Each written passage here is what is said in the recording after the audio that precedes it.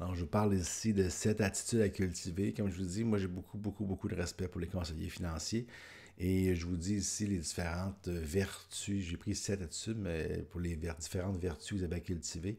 Donc, c'est sûr qu'il faut être patient et persévérant pour être un conseiller financier. Il faut avoir de la patience avec nos clients, il faut avoir de la patience avec les placements et il faut être persévérant pour continuer à téléphoner, à faire des suivis, à rencontrer nos personnes. Donc, c'est deux qualités. C'est une attitude de patience et de persévérance.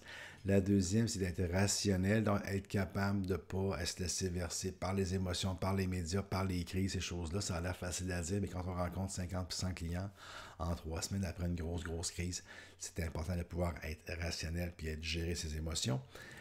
C'est important d'être discipliné et rigoureux dans notre approche parce que pour ne pas faire un peu du n'importe quoi, donc d'avoir une discipline dans la façon de gérer nos entrevues, dans la façon de faire nos dossiers, on a de moins en moins le choix. Dans mon temps, c'était plus cowboy un petit peu. Aujourd'hui, la conformité est rendue beaucoup plus elle nous aide, mettons, à être plus discipliné et rigoureux. Il y a des bonnes raisons pour ça.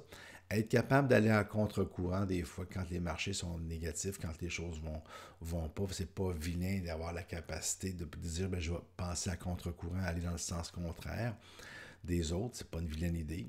Pas d'aller contre l'éthique, mais contre les mouvements là, au niveau du placement. Apprendre de ses erreurs, c'est sûr et certain qu'il faut être capable d'être humble et de se rendre compte que, oups, on a fait une erreur. J'ai rencontré dernièrement un conseiller, puis il s'est rendu compte qu'il y avait eu différents problèmes avec la façon dont il avait géré différents dossiers. Ça arrive. Donc, apprendre de ses erreurs, puis corriger, puis après ça, s'améliorer. Avoir des attentes de rendement réalistes. Vous savez qu'à la fin des années 90, début 2000, les gens s'attendaient de faire en moyenne 15-18% de rendement. Quand on a des rendements comme on a eu depuis 2009, tout le temps, année après année, ça peut arriver qu'on sent. Parce qu'on entend parler des bitcoins, on entend parler de la crypto-monnaie, puis même de l'Ethereum. Puis j'ai vu des articles à un moment donné, puis là, les gens embarquent dans une phase de maniaco. Donc, avoir des attentes de rendement réalistes, des fois, on voudrait que nos gens prennent leur retraite plus rapidement, puis on voudrait projeter des chiffres plus élevés. Faire attention à ça. Donc, avoir des attentes de rendement réalistes, nous, envers les fonds qu'on va proposer. Et viser les placements plutôt sûrs que de tenter des coups de circuit. Je le répète, j'espère que ce n'est pas votre cas. Normalement, non. Si vous suivez ce cours-là, ce n'est pas nécessairement un cours que les gens qui veulent faire des coups de circuit vont suivre. Mais c'est toujours mieux, même, encore une fois, dernièrement, planificateur financier, un de mes clients, coaching, puis on travaille, moi je travaille avec des gens qui travaillent plus en sécurité, mais ils commencent à avoir des clients qui n'aiment pas ça parce qu'ils ont fait moins de rendement que d'autres personnes.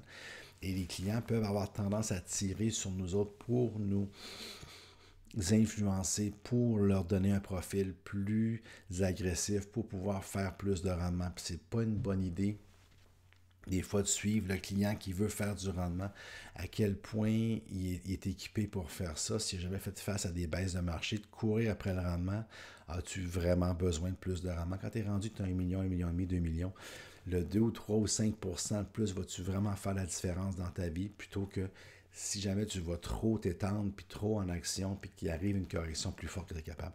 Mais on commence à le vivre en fin de marché quand on a eu des longs moments sans correction. Les gens, c'est humain, ça revient comme ça.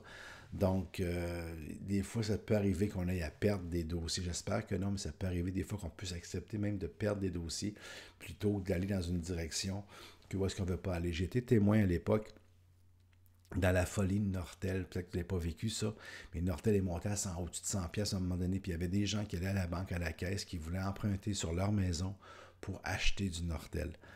C'est des choses qu'on peut voir. On l'a vu dans les crypto-monnaies, peut-être un petit peu moins, mais on l'a vu dans les bitcoins, ces choses-là.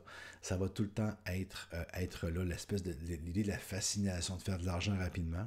Et c'est à nous autres, comme conseillers financiers, planificateurs financiers, de cultiver ces attitudes-là, dont la dernière qui est d'être plus dans le certain que de tenter des coups de circuit.